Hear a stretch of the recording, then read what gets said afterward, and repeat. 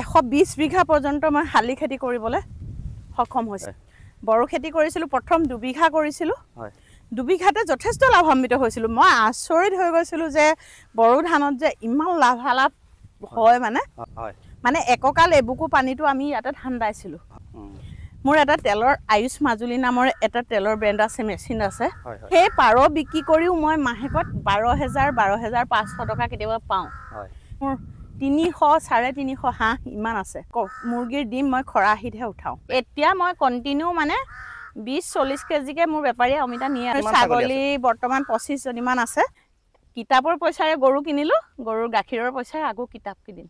নমস্কাৰ, অনুসন্ধানৰ অন্য এটা ভিডিঅ'লৈ আপোনাক স্বাগতম জনাইছোঁ। আজি মই উপস্থিত আছোঁ মাজুলীৰ দক্ষিণপাট সত্ৰৰ নিচেই কাষতে। দক্ষিণপাট সত্ৰৰ ফালৰ পৰা যদি আহে আপোনালোকে দক্ষিণপাট চুমৈমাৰী ৰোডত 300-400 মিটাৰমান অহাৰ পিছতে আপোনালোকে পাব এগৰাকী মহিলা, লখিমী শইকীয়া বৰা। দক্ষিণপাট গাঁৱৰ এই মহিলাগৰাকী এগৰাকী প্ৰগতিশীল কৃষক, উদ্যোগী, ব্যৱসায়ী আৰু সমাজসেৱক হোৱাৰ লগতে তেখেত এগৰাকী ভাল লেখিকা, সুলেখিকা আৰু এগৰাকী প্ৰকৃতিপ্ৰেমী। এগৰাকী মহিলা হৈ একেটা সময়তে ইমানখিনি কাম কৰি সমাজৰ বাবে বৰঙণি আগবঢ়াইছে। গতিকে তেখেতৰ সেই কৰ্মৰাজি আমি আজি চাবৰ বাবে আহিলোঁ আৰু আপোনালোককো দেখুৱাম বুলি আহিলোঁ। এইখনেই তেখেতৰ বৃহৎ কৃষিভূমি, য'ত তেখেতৰ 18 বিঘা মাটিৰ ফিচাৰী আছে আৰু ফিচাৰীৰ কাষতেই প্ৰাকৃতিক পৰিৱেশৰ মাজত তেখেতে মাজুলীলৈ অহা পৰ্যটকসকলক আপ্যায়ন কৰিবৰ বাবে থকা খোৱাৰ সুব্যৱস্থা কৰি এখনি অতিথিশালা ইয়াতে প্ৰস্তুত কৰি উলিয়াইছে। প্ৰাকৃতিক পৰিৱেশৰ মাজত তেখেতৰ কৃষিভূমিৰ মাজত এয়া আপোনালোকে দেখিছে আয়ুষ অতিথিশালা। ইয়াত থকা খোৱাৰ সকলো সুবিধাযুক্ত কৰি তেখেতে আয়ুষ অতিথিশালাখনো ইয়াত প্ৰস্তুত কৰি উলিয়াইছে। তেখেতে কেনেধৰণে কৃষিকৰ্মৰে, কেনেধৰণেৰে উদ্যোগ প্ৰতিষ্ঠা কৰি, কেনেধৰণেৰে তেখেতে ব্যৱসায় কৰি স্বাৱলম্বী হ'বলৈ সক্ষম হৈছে, লগতে 10জনক সংস্থাপন দিবলৈ সক্ষম হৈছে। সামগ্ৰিক পৰিৱেশ আপোনালোকক দেখুওৱাৰ চেষ্টা কৰিম। আহক আমি তেখেতৰ সেই আয়ুষৰ চৌপাশলৈ সোমাই যাওঁ। এয়াই লখিমী শইকীয়া বৰা বাইদেউ, অনুসন্ধানলৈ আপোনাক স্বাগতম জনাইছোঁ। ধন্যবাদ। তোমালোককো আমি আমাৰ আয়ুষৰ চৌপাশলৈ আদৰণি জনাইছোঁ। আমি দীৰ্ঘদিন ধৰি আপোনাৰ এই যি কৰ্মৰাজি প্ৰতিটো দিশেই আপোনাৰ চাই আছোঁ আমি। আজি ভাবিলোঁ আপোনাৰ এই কৃষি কৰ্ম আৰু আপোনাৰ অতিথিশালাও আমি আজি চাম বুলি, আৰু লগতে আমাৰ দৰ্শকসকলকো আপুনিনো কি কৰি আছে আজি দেখাম বুলি আমি আপোনাৰ ইয়ালৈ আহিলোঁ। আপুনি কৃষি কৰ্মৰ লগত কেতিয়াৰ পৰা জড়িত হৈছে আমাৰ দৰ্শকসকলক জনাব বিচাৰিম। কৃষি কৰ্মৰ লগত কেতিয়াৰ পৰা জড়িত বুলি কোৱা কথাটো আচলতে মোৰ কাৰণে এটা আচৰিত প্ৰশ্ন। হয়, যিহেতু মোৰ দেউতা মা কৃষক আছিলে। হয় হয়। আৰু মাহঁতক অনুসৰণ কৰি খুব কম সময়ৰ পৰাই মই পথাৰখন চিনি পাইছিলোঁ। হয় হয়। কেঁচা মাটিৰ গোন্ধ যিটো, সেইটো মই খুব কম বয়সৰ পৰাই অনুভৱ কৰিছিলোঁ। হয়। আৰু দেউতাক পথাৰত চাহ জলপান দিবলৈ যোৱাৰ সেই সময়খিনিৰ কথা মনত পৰিলে আজিও নিজে কিবা হৈ যাওঁ। হয় হয়। সেই সময়খিনিক অনুসৰণ কৰি দেউতাহঁতৰ লগত পথাৰলৈ যাওঁতে যাওঁতে পথাৰৰ প্ৰতি এটা আকৰ্ষণ, খেতি পথাৰৰ প্ৰতি এটা আকৰ্ষণ সোমাই গৈছিলে। আৰু তেতিয়াৰ পৰাই খুব কম বয়সৰ পৰাই, প্ৰায় 7-8 মানত পঢ়ি থকা সময়ৰ পৰাই স্কুলৰ পৰা আহি পৰীক্ষা দি আহি হাতত কাঁচিখন লৈ পথাৰলৈ দৌৰ মৰাৰ এটা স্বভাৱ আছিলে। হয়। আৰু সেয়াই চাগে মোৰ আৰম্ভণি আছিলে। তাৰপিছত এটা দীঘলীয়া পৰিক্ৰমা, স্নাতক ডিগ্ৰী লাভ কৰাৰ সময়লৈকে অলপ নিজে তেনেকৈ ব্যক্তিগতভাৱে লাগিব পৰা নাছিলোঁ যদিও বিয়াৰ পিছত একাধিকক্ৰমে 2006 চনমানৰ পৰা মই কৃষিকৰ্মৰ লগত জড়িত হৈ পৰিলোঁ। হয়।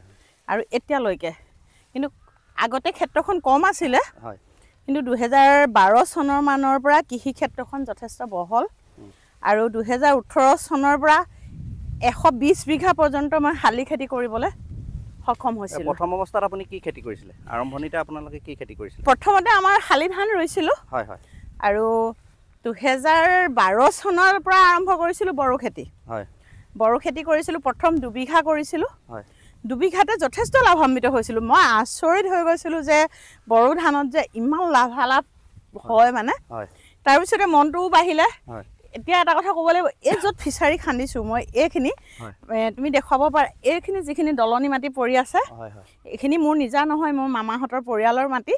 এই গোটেই মাটিখিনিতে 32 বিঘা মাটিত মই বড়ো ধান কৰিছিলোঁ। এইখিনি গোটেইখিনিত কৰিছিলে? এই গোটেই 32 বিঘা মাটি এনেকৈ মোৰ এতিয়া ইয়াত 18 বিঘা আছে।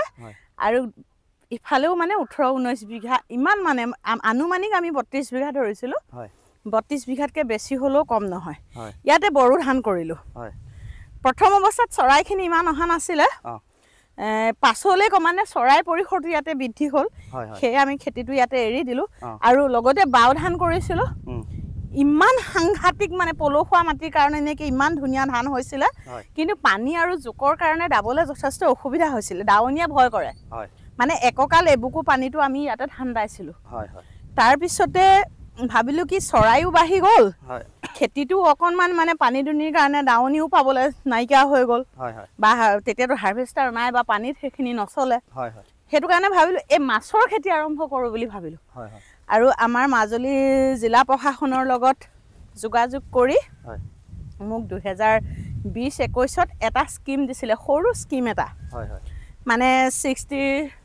40-60ত এটা মহিলাসকলৰ বাবে 60% পুৰুষসকলৰ বাবে 40% এইটো ফিচাৰী নহয় আৰু আগলৈ মোৰ আৰু এটা ফিচাৰী আছে সেইটো 2.5 স্কোৱাৰ এৰিয়াত মানে খান্দিবলৈ দিছিলে মই তাতে কি কৰিলোঁ 4 বিঘা পানীকালি এতিয়া দেখিবা 4 বিঘা খান্দিলোঁ আৰু সেই যিটো মূলধন পাইছিলোঁ 1,10,000 পাইছিলোঁ সেই মূলধনটোকে হাতত লৈ এই ফিচাৰীটো খান্দিবলৈ সক্ষম হ'লোঁ যিহেতু মোৰ মানুহজনে চাকৰিও কৰিছিল আৰু মাটিখিনিও নিজৰ সেইটো কাৰণে মই সেই সাহসতে যিজনৰ ফগলেণ্ড আছিলে তেখেতক কৈছিলোঁ দাদা মই আপোনাক প্ৰতি মাহে মাহে দি থাকিম মোক কামখিনি কৰি দিয়ক আৰু তেখেতেও যথেষ্ট মোক সহায় কৰিলে টোটেল 18 বিঘা মাটিৰ মই ফিচাৰী খান্দিলোঁ আৰু সেই 2020-21 চনত যেটো স্কিম পাইছিলোঁ তাৰ পিছত হিচাপত ৰিপেয়াৰিং দিব লাগে স্কিম এটা দিলে ৰিপেয়াৰিং দিব লাগে কিন্তু কি হৈছে পুখুৰী নথকা মানুহে কেতিয়াবা ৰিপেয়াৰিং পোৱা দেখিছোঁ দেই আৰু পুখুৰী খান্দাৰ নামত স্কিম লৈ বহুতে পুখুৰী নখন্দাকে টকা লোৱাও দেখিছোঁ কিন্তু মই সেইখিনি বেয়া পাওঁ তাৰপিছতে এইটো ফিচাৰীও হ'ল ফিচাৰীটো মোৰ যথেষ্ট দ হ'ল এটা কথা ইয়াতে কৈ যাওঁ বৰ্তমান এটা নিউজ বাজিছে পৰহি দুটা স্কিম একে ঘৰতে পোৱা সন্দৰ্ভক লৈ এটা নিউজ বাজিছে মোৰ ইয়াতে এটা মীন বিভাগৰ এটা প্ৰশিক্ষণ হৈছিলে এতিয়া অলপ হাবি হ'ল তেতিয়া মুকলি হৈ আছিলে ধুনীয়া এতিয়া মোৰ এক্সিডেণ্ট এটা হোৱাৰ কাৰণে এইখিনি চাফ চিকুণ কৰিব পৰা নাই ইয়াতে এটা ট্ৰেইনিং হৈছিলে দিনজোৰা কাৰ্যসূচী তাতে মই মোৰ গোটেই ফিচাৰী সম্পৰ্কত পাতিছিলোঁ আমাৰ মাজুলী জিলাৰ SDO ছাৰ আছিলে আয়ুক্ত মহোদয় আছিলে আৰু প্ৰশাসনিক বিষয়াসকল আছিলে তাতে মই তেখেতসকলক অৱগত কৰিছিলোঁ যে ছাৰ মোক স্কিম এটা দিছিলে চৰকাৰী স্কিম কিন্তু তাৰপিছত একো ৰিপেয়াৰিং নাই বা কিবা নাই বেলেগ একো পোৱা নাই আৰু মোৰ পোনা প্ৰতিপালন কৰিবৰ কাৰণে আছে যথেষ্ট জেগা আছে মই খুব ইচ্ছুক যদি আপোনালোকে সহায় কৰে যদি কিবা ৰুল আছে দিব পৰা মোক অলপ আপোনালোকে সহায় কৰক আৰু যেহেতু আমাৰ এটা ভিডিঅ' পংকজ গগৈ মই আৰু এজন দাদা এজনৰ আমাৰ তিনিজনৰ এটা ভিডিঅ' বাজিছিলে আপোনালোকে নিশ্চয় দেখিছিলে আমাৰ দলং উদ্বোধনৰ সময়ত আধাৰশিলা উদ্বোধনৰ সময়ত সেই ভিডিঅ'টো মোৰ ফিচাৰী পাৰত মোৰ এটা ভিডিঅ' কথা কোৱা এটা ভিডিঅ' বাজিছিলে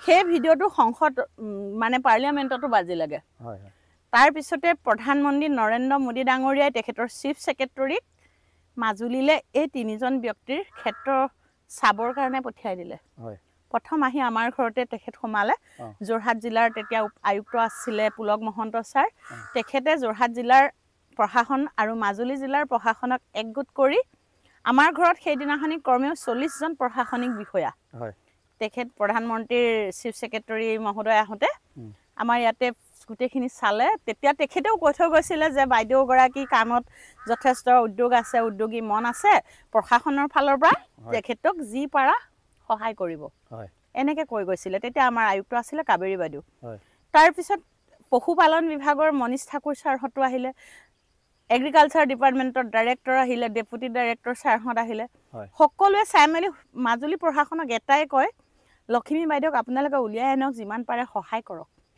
তেখেতে নিজাকৈ যিখিনি কৰি আছে আপোনালোকেও সহায় কৰক সেই গোটেই কথাখিনি সৰুগত কৰি মোক এতিয়া এটা স্কিম দিয়াৰ কথা ওলাইছিলে সেইদিনাখনি প্ৰশিক্ষণৰ দিনাখনিয়ে আৰু তেতিয়া সেই স্কিমটোৰ সন্দৰ্ভত মই কৈছিলোঁ যে মই 20-21ত স্কিমটো পাইছোঁ গতিকে সেই স্কিমটো দিলে আকৌ কিবা অসুবিধা হ'ব নেকি যিহেতু ৰিপেয়াৰিং নহয় তেতিয়া আয়ুক্ত ছাৰে কৈছিলে বাইদেউ আপোনাক এইটো স্কিমটো দিয়ক আপুনি ইয়াতে এটা পাৰ বান্ধি নাইবা লোহা নেট এনেকুৱা কৰি পেলাই পোনা প্ৰতিপালনৰ কাৰণে উপযুক্ত কৰক সেইদিনাই সেয়া কথা শেষ আৰু মোৰ ছোৱালীজনীৰ নামত এপ্লাই কৰিব ক'লে হয় মই ছোৱালীজনী মোৰ ঘৰত নাছিলে তাইক আকৌ আনি মই তাইৰ নামত এপ্লাইটো কৰাটো হয় যিহেতু মোৰ আয়ুক্ত মহোদয়ে মোক নিজে কৈছে SDO ছাৰে নিজে কৈছে যে প্ৰত্যেকে আপোনাক সহায় কৰিব কৈছে আমাৰ ফালৰ পৰা আকৌ এইটো আপোনাক সহায় কৰোঁ যিহেতু আপোনাৰ প্ৰবল ইচ্ছা আছে পোনা প্ৰতিপালন কৰাৰ তাৰপিছত এতিয়া মানে গম পাইছোঁ নিউজত বাজিছে একেখন ঘৰতে দুগৰাকীয়ে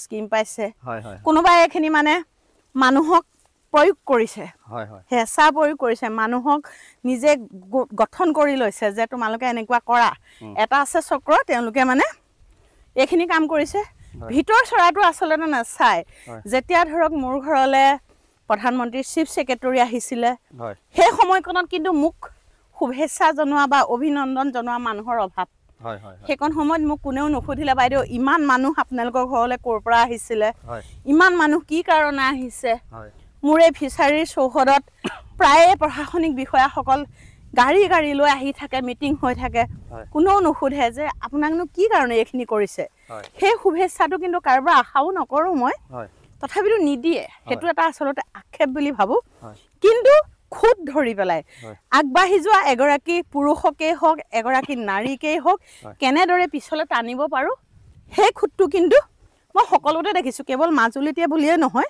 সকলোতে দেখিছোঁ সেই নিউজটো যেতিয়া পৰহি বজাৰ দেখিছোঁ তেতিয়া আৰু ভাল লাগিছে মোৰ হওক তেওঁ মোৰ ছোৱালীজনীয়ে বুজি নাপায় তাই হাঁহিছে মা মোৰ নামটো নিউজত ওলাইছে বুলি কৈছে তাই সেই ক্ষেত্ৰখনলৈ বুজিয়েই পোৱা নাই আচলতে মোকে দিব বিচাৰিছিলে SDO ছাৰে ক'লে তেওঁ নালাগে আচলতে মোক প্ৰশাসনৰ ফালৰ পৰা হেডচাৰী এটা দিব বিচাৰিছিলে মোৰ মাটিৰ অভাৱৰ কাৰণে মই হেডচাৰীটো নল'লোঁ পুলক মহন্ত ছাৰে চিপছৰ মেনুফেকচাৰৰ কাৰণে মেচিন দিব বিচাৰিছিলে মই কৰিব নোৱাৰোঁ কাৰণে নল'লোঁ যিটো কাম মই নিজে কৰিব নোৱাৰোঁ সেই বস্তুটো লৈ মই আলৈ ঠানি কেতিয়াও কৰিব নিবিচাৰোঁ কিছুমান মানুহে নিয়ে পেলাই থৈ দিয়ে বা মনে মনে কাৰোবাক কিবাও কৰি দিয়ে মই কিন্তু সেই কামখিনি নকৰোঁ মোৰ এটা তেলৰ আয়ুষ মাজুলী নামৰ এটা তেলৰ ব্ৰেণ্ড আছে মেচিন আছে সেই কামখিনিও কৰোঁ তাৰ মাজতে ফিচাৰী কামখিনিও কৰোঁ মই মাছ বিক্ৰী কৰা ধনেৰে বা মই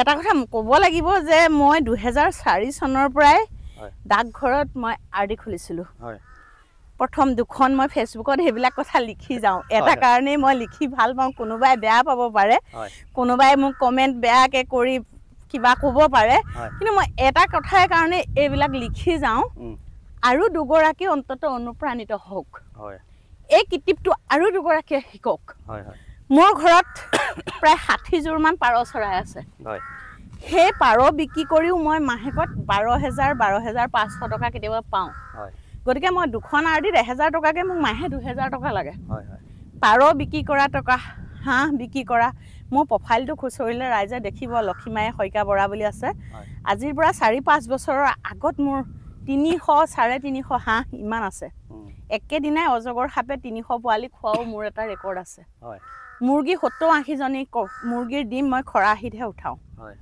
সেই কামখিনি কৰিছোঁ RDত মই টকা জমা কৰিছোঁ মোৰ এটাই লক্ষ্য আছিলে 2024ত মই নিজাকৈ কিবা এটা কৰিম বুলি মোৰ এটা ডাঙৰ হেঁপাহ আছিলে আৰু সেই হেঁপাহটোৰ প্ৰতিফলিত হ'ল সেই ঘৰটো যাৰ নাম বাইদেউৰ এটা ডাঙৰ সপোন সেই সপোনটো আমি বাইদেউ কৈছে আমি দেখাম সেইটো তাৰ সবিশেষ দেখাম আৰু আয়ুষৰ গোটেই ইতিবৃত্তটো আপোনালোকক জনাবলৈ চেষ্টা কৰিম বাইদেৱে চাওক আপোনাৰ এই এতিয়া ফিচাৰী খুলিছে বাইদেউৰ ইয়াত 18 বিঘাৰ মাটিৰ ফিচাৰী আছে আৰু ঘৰত 2 বিঘা টোটেল 20 বিঘা মাটিৰ ফিচাৰী ইয়াত মৎস্য পালন কৰি তেখেতে ইয়াৰ পৰা মৎস্য উৎপাদন কৰি স্বাৱলম্বী হ'ব পাৰিছে আৰু আপোনালোকে চাওক ফিচাৰীৰ পাৰত বাইদেৱে বিভিন্ন ধৰণে ইয়াত আপোনাৰ শাক পাচলি খেতি কৰিছে এয়া অমিতা ইয়াত ধুনীয়াকৈ লাগি আছে এয়া দেখিছে আপোনালোকে অমিতা গছ এয়া লাগি আছে আজিৰ দিনত অমিতা আপোনালোকে টাউনত থকা সকলে গম পায় 1 কেজি অমিতাৰ দাম 60 পৰা 80 টকা এয়া এজোপা অমিতা বাইদেউ বৰ ধুনীয়া জাতৰ অমিতা লগাইছে এজোপা অমিতাত অতি কমেও 15-20 কেজি অমিতা আজিৰ দিনত লাগি আছে বিক্ৰী কৰিলোঁ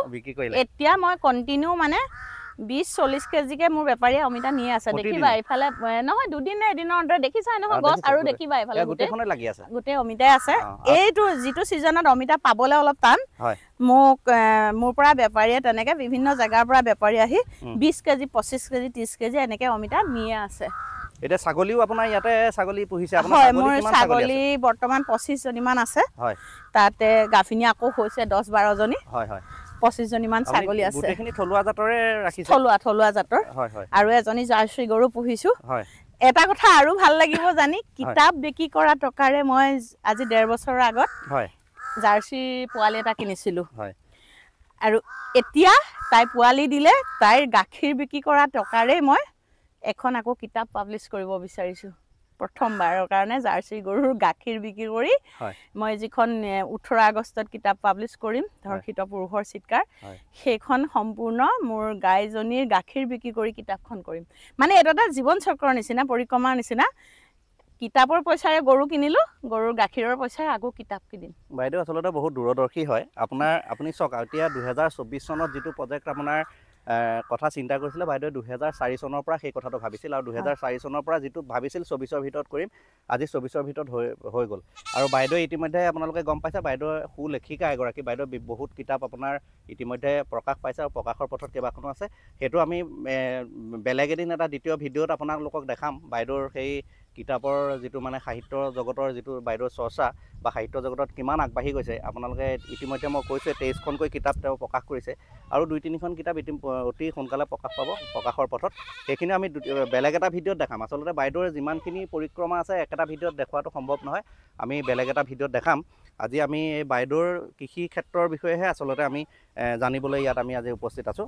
আমি বাইদেউ একচুৱেলি অকল এইখিনি মই ক'লোৱে যে আপুনি ব্যৱসায় উদ্যোগী সমাজসেৱক বা সাহিত্যিকে নহয় তেখেত এগৰাকী একচুৱেলি প্ৰকৃতি প্ৰেমী আমি বিভিন্ন সময়ত আমি প্ৰকৃতি দেখা পাওঁ বাইদেউৰ আচলতে ফিচাৰীৰ চাৰিওফালে আপুনি যোনফালে চাই সেইফালে কেৱল সেউজীয়া আপোনালোকে যদি অলপ দূৰলৈ চাই এই বিল্ডিংবোৰ যে দেখিছে সেয়া আমাৰ দক্ষিণপাট সত্ৰৰ সামগ্ৰিক পৰিৱেশ সেয়া আচলতে সেইকাৰণে ওচৰতে বাইদেউৰ নিচে ওচৰতে দক্ষিণপাট সত্ৰ আৰু এইখন যিখন আপুনি সেউজীয়া দেখিছে এই সেউজীয়াৰ মাজত পক্ষী বিচৰণ কেন্দ্ৰ আৰু বিভিন্ন সময়ত আমি বাইদেউৰ ভিডিঅ' আমি দেখা পাওঁ যে পক্ষীয়ে ক'ৰবাত যদি আঘাত পাইছে বাইদেৱে আনি পেলাই সেইখিনি শুশ্ৰূষা কৰি আকৌ প্ৰকৃতিৰ মাজলৈ পঠিয়াই দিছে ইয়াতে বিভিন্ন প্ৰজাতিৰ ছুইজাৰলেণ্ডৰ পৰা আহে যিখিনি চাইবেৰিয়ান পক্ষীখিনি হাঁহখিনি আৰু এইবাৰ এটা ভাল খবৰ যিটো চৰচ পক্ষী ক্ৰেইন ইয়াতে 4টা আহিছে আৰু গুৱাহাটীৰ পৰা ডিএফঅ ছাৰ আহি সেই খবৰটো পাই আহি চৰাইকেইটা চালে যে হয় আৰু শগুন ওলাইছে ইয়াতে ইয়াৰ পথাৰত শগুন দেখা পাইছো এবাৰ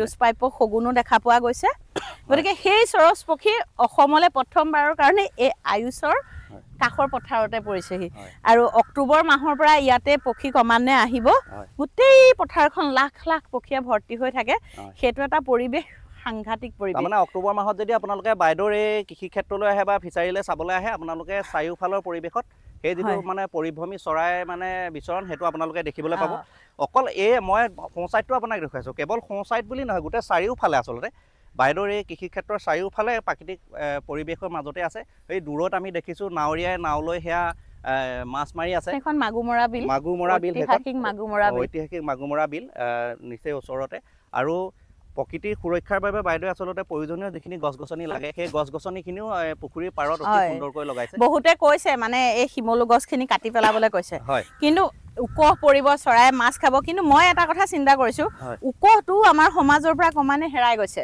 যদি মোৰ গছখিনিত উকহ চৰাই বাঁহেই লয় 2-4টা যদি উকহ আমাৰ নৱপ্ৰজন্মই দেখিবলৈ পায় সিও এটা বহুত গৌৰৱৰ বিষয় হৈ পৰিব আৰু কিমান খাবনো মাছ সিহঁতে খুব বেছি 1-2টা মাছ খাব অকল মোৰ ফিচাৰীৰ পৰাই নাখায় চাৰিওফালে বহুত মানুহৰ ফিচাৰী আছে কিন্তু এই যিটো পৰিৱেশ এতিয়া জংঘল হৈছে মই আকৌ কৈছো যে মোৰ এক্সিডেণ্ট এটা হোৱাৰ কাৰণে মই হাবিখিনি নিৰ্মূল কৰিব পৰা নাই মোৰ ভৰি ভাগিছিল আজিৰ পৰা 3 মাহৰ আগত তথাপিতো মই ভাবিছো এইখিনি আকৌ মই চাফ চিকুণ কৰিম অক্টোবৰ মাহৰ আগত সম্পূৰ্ণ পৰিপাতি কৰিম যাতে আকৌ সেই পৰ্যটকসকল সেই বিভিন্ন জায়গাৰ ব্যক্তিসকলে আহি সেই পৰিৱেশটো যি পৰিৱেশটো চালে ৰাতিপুৱাৰ পৰা ৰাতিলৈকে যাবলৈ মন নাযায় ৰাতি যেতিয়া চৰাইখিনিয়ে চহৰ বাখৰ কৰি আহে মানুহে আমাৰ আয়ুষৰ থকা মানুহ ভিতৰৰ পৰা বাহিৰলৈ ওলাই আহি চাই ইমান চিঞৰ হেঁতে আতাহ পাৰি আহে আৰু আজি 8-10 বছৰে মই সেই চৰাইখিনি ৰখীয়া হৈ আছো কোনো দুষ্কৃতিকাৰীয়ে যাতে ইয়াত কোনো ধৰণৰ বিষাক্ত কীটনাশক দৰৱ দি চৰাই নিধন যজ্ঞ পাতিব নোৱাৰে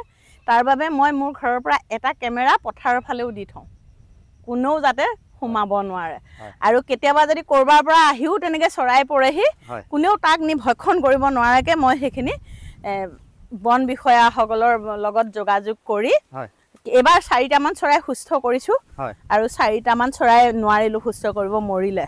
হয় সেয়াও দুখৰ বিষয় যি নহওক, হয় এই কামখিনি কৰি মোৰ এটা ডাঙৰ চখ, মানে মই বিৰাট ভাল পাওঁ চৰাই চিৰিকটি ৰক্ষণাবেক্ষণ দিয়াটো, সেইখিনি আৰু বাইদেউৰ সপোন বহুত আছে। বাইদেউ এতিয়া ইতিমধ্যে আপোনালোকক ক'লে যে পোনা প্ৰডাকশ্যনৰ কৰাটো আচলতে বাইদেউৰ যিটো চিন্তাটো খুবেই ভাল। যিহেতু আমাৰ মাজুলীৰ পৰা এতিয়া মাজুলীৰ যিখিনি মীন পালক আছে, ইতিমধ্যে মাজুলীতো বহুত মীন পালক হৈ গৈছে। আজিকালি নতুন প্ৰজন্ম ওলাই আহিছে কিবা এটা কৰিবৰ কাৰণে, মীন পালনে স্বাৱলম্বী হোৱাৰ সপোনো দেখিছে। বাইদেউৰ আচলতে যিটো উদ্দেশ্য আছিলে যে ইয়াতে যদি পোনাখিনি প্ৰডাকশ্যন কৰিব পৰা যায়, বাইদেউ নিজৰ ফিচাৰীৰ লগতে ওচৰে পাঁজৰে যিমানখিনি মীন পালক আছে তেওঁলোকেও ইয়াৰ পৰা পোনা লৈ যাব পাৰিব। আৰু বাইদেউ আমিও আশা কৰিম যে এই সপোনটো বাইদেউৰ পূৰণ হ'ব, সেইটো কৰিব। মই নিজে হাল বাওঁ, হয় আলি দিওঁ, ট্ৰেক্টৰ ডাঙৰ ট্ৰেক্টৰ মই নিজে চলাওঁ, কোৰ মাৰো, আলি দিওঁ। এখেতৰ চাকৰি থাকে, কেতিয়াবা কাম কৰা মানুহ পাওঁ, কেতিয়াবা কাম কৰা মানুহ নাপাওঁ। আজিকালিতো ল'ৰাবিলাকে নিজৰ চিনাকি জেগাত কাম কৰিবলৈ লাজেই কৰে। হায়দৰাবাদ, কেৰেলাত গৈ গোটেই ৰাতিটো টোপনি ক্ষতি কৰিব পাৰে, কিন্তু নিজৰ জেগাত তেওঁলোকে কোৰখন মাৰি কাৰোবাৰ ঘৰত হাজিৰা কৰিবলৈ নাযায়। হাজিৰা কৰা মানুহ পাবলৈ যথেষ্ট মানে টান হৈ পৰিছে, সেইকাৰণে নিজেই কিছুমান কাম কৰোঁ। মানুহে বহুতে মোক একেলৈ আছে বোলা এনেকুৱা কিবা কিবি কয়, কিন্তু মই সেইবোৰ কথাত গুৰুত্ব নিদিওঁ।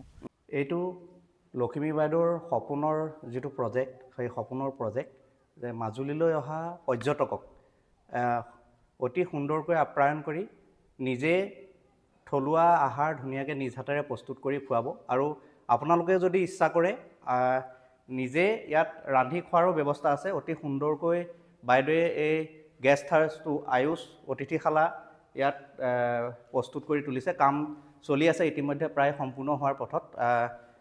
যদিও কাম এতিয়াও সম্পূৰ্ণ হ'বলৈ বাকী আছে, তথাপিতো পৰ্যটকৰ ইয়ালৈ আগমন হৈ আছে, সদায় ইয়ালৈ পৰ্যটক আহে। আপোনালোকো আহিব পাৰিব। বাইদেউৰ আমি ডেছক্ৰিপশ্যনত বাইদেউৰ ফোন নম্বৰ দিয়াই থাকিব। আপোনালোকে যদি মাজুলীলৈ আহে, এটা প্ৰাকৃতিক পৰিৱেশৰ মাজত অতি সুন্দৰকৈ যদি আপোনাৰ বিচৰাৰ ধৰণে আপুনি থাকিব বিচাৰে, এই আয়ুষ অতিথিশালালৈ আহিব আৰু থলুৱা খাদ্যৰ জুতি পাব ইয়াত, আৰু থকাৰ এটা সুন্দৰ পৰিৱেশ পাব। চাৰিওফালে প্ৰাকৃতিক পৰিৱেশৰ মাজত আপোনালোকে থাকিব পাৰিব। যদি মাজুলীলৈ আহে তেতিয়াহ'লে দক্ষিণপাট সত্ৰৰ নিচেই কাষতে প্ৰাকৃতিক পৰিৱেশৰ মাজত আছে এই আয়ুষ অতিথিশালা। ইয়ালৈ আহি আপোনালোকে মাজুলীত সময় অতিবাহিত কৰিব পাৰিব, প্ৰাকৃতিক শোভা উপভোগ কৰিব পাৰিব। আৰু ইয়াৰ পৰাই আপুনি মাজুলী যলৈকে যায় মাজুলীৰ বিভিন্ন ক্ষেত্ৰ পৰিদৰ্শন কৰিব পাৰিব। এয়াই আচলতে লখিমী শইকীয়া বৰা বাইদেউ। বাইদেউ একচুৱেলি বহুত কৰ্মোদ্যমী আৰু সাহসী আচলতে। এই আপোনাৰ কৃষিভূমি এতিয়া য'ত আছে আপুনি দেখিব, নিজৰ ঘৰৰ পৰা বহু দূৰত নিজে আহি ইয়াত সম্পূৰ্ণ লাগি থাকি যি ধৰণে আচলতে বাইদেৱে কামখিনি কৰি গৈছে, আপোনালোকে ইতিমধ্যে গম পালে যে বাইদেৱে নিজে ট্ৰেক্টৰ চলাই বাইদেৱে খেতি কৰে। আৰু অতি কষ্টৰ বিনিময়ত আচলতে বাইদেৱে আজি এই পৰ্যায় পাইছেহি। গতিকে এগৰাকী খুব সাহসী, উদ্যমী আৰু কৰ্মদক্ষ আচলতে ব্যক্তি। বাইদেউৰ যি প্ৰচেষ্টা, এই প্ৰচেষ্টা আমাৰ নতুন প্ৰজন্মৰ বাবে আদৰ্শ। আচলতে বাইদেউ মাজুলীবাসীৰ বাবে, সমগ্ৰ অসমৰ বাবে গৌৰৱ। বাইদেৱে যি কৰ্ম কৰি আছে, এনেধৰণে যাতে দুগুণ উদ্যমেৰে আৰু আগবাঢ়ি যাব পাৰে, তাৰ বাবে ভগৱানে সুস্বাস্থ্যৰ গৰাকী কৰি ৰাখক, তাকে আমি কামনা কৰিছোঁ। আৰু বাইদেউৰ কৃষিভূমি চাবলৈ আপোনালোকো আহক। আৰু বাইদেউৰ মাজুলীলৈ আহিলে আমাৰ অতিথিশালাতে পদাৰ্পণ কৰিলে যথেষ্ট ভাল পাম। আয়ুষ অতিথিশালা দক্ষিণপাট সত্ৰৰ পশ্চিম দিশে 800 মিটাৰ দূৰত্বত। আহিবচোন সকলোকে অনুৰোধ জনাইছোঁ। সম্পূৰ্ণ এটা প্ৰাকৃতিক পৰিৱেশ পাব আৰু থলুৱা খাদ্যৰে এসাঁজ খাবলৈ সকলোৱে আহিবচোন এদিন। এয়াই আছিল লখিমী শইকীয়া বাইদেউৰ যোগেদি আমি সমাজলৈ এটা ইতিবাচক বাৰ্তা দিয়াৰ প্ৰয়াস কৰিলোঁ। এনেধৰণৰ ইতিবাচক বাৰ্তাৰে অন্য ভিডিঅ' লৈ আপোনালোকৰ মাজলৈ আহিম। আপোনালোকে ভিডিঅ'সমূহ চাই থাকিবৰ বাবে আমাৰ অনুসন্ধান চেনেলটো নিশ্চয় যিসকলে নতুনকৈ চাইছে তেওঁলোকে ছাবস্ক্ৰাইব কৰি থ'ব, আৰু এনেকুৱা ধৰণৰ ভিডিঅ'বিলাক চাই থাকি আমাক উৎসাহিত কৰিব। ধন্যবাদ।